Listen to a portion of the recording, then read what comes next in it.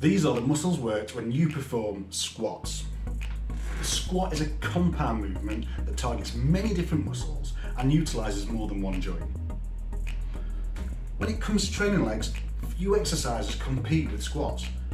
Regardless of which squat variation you choose, they incorporate many different muscles. This is one of the most efficient exercises to pack on muscle mass and gain strength.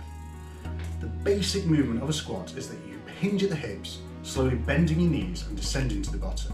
Then you push through the floor to drive yourself back to the top, extending the knees and the hips.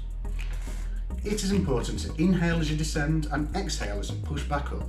Also keep your eyes fixed on a point in front of you. Do not look at the floor. So let's take a look at the muscles worked during the squat exercise.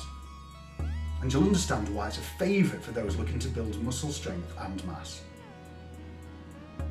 We'll start off with the quadriceps, glutes, hamstrings, adductors, spinal erectors, abdominals and your obliques, calves, upper back. As you can see, it's not just the legs that are worked, it influences some major muscle groups. And these muscles have 5 main roles. They are agonists, antagonists, fixators, neutralizers, synergists. Let's look at the agonistic and the antagonistic muscles first.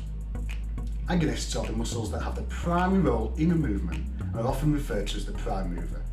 So if you can do a bicep curl, the bicep is the agonist. The antagonistic muscle is the opposite of the agonist. If we use the bicep curl as an example again, the antagonist would be the tricep. The tricep relaxes to allow the bicep to contract and flex the elbow. Then we have the fixator muscles. These contract to stop any unwanted movements. During the squat, lots of muscles act as a fixator to prevent you from just toppling over. These consist of stabilizers and supporters. The neutralizer muscles are generally quite small. However, they cancel any undesirable movements when they contract to assist the prime mover and allow it to produce force evenly in the desired movement. Without them, it could lead your joints to move in an undesired direction and cause injury. Lastly, the synergistic muscles contract to assist the prime mover. They aren't responsible for the movement, but they just support the prime mover to ensure it performs the role better. But let's take a look at those muscles again and their role. The quads is a set of 4 muscles positioned at the front of your thigh, or the prime movers in the squat. They are used to extend the knee when you're at the bottom of the squat, and are the agonistic muscles as they contract to move you upwards. Glutes. The glutes are your backside, and these also contract as you return from the bottom of the squat to the standing position. The hamstrings.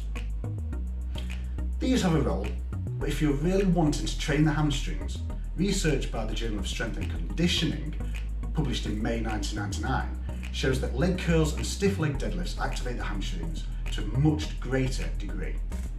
That said, the hamstrings act as a synergist to help the glutes when you stand up during the squat. They also help stabilise the knee joint. Adductors. Now these are a series of muscles that run along the inner thigh.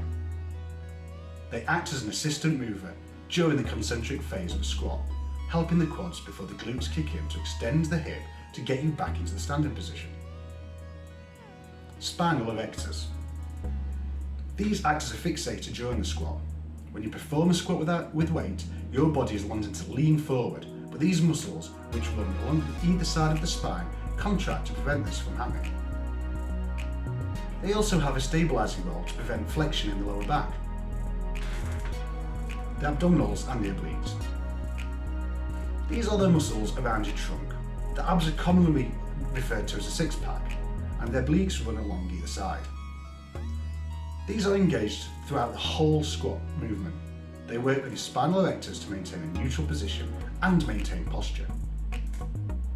Your calves. While these aren't worked much during the squat, they still have a role. This is when you're at the bottom of the squat, where they stabilise knee flexion and the ankles, They also help push upwards from the lowest part of the squat. Finally, we're up the upper back. In order to keep the barbell across your shoulders to the rear of your back, you will be contracting your trapezius and rhomboids. This helps support the bar throughout the whole movement. So there we have it, a brief video explaining which muscles are worked and their roles during the squat exercise.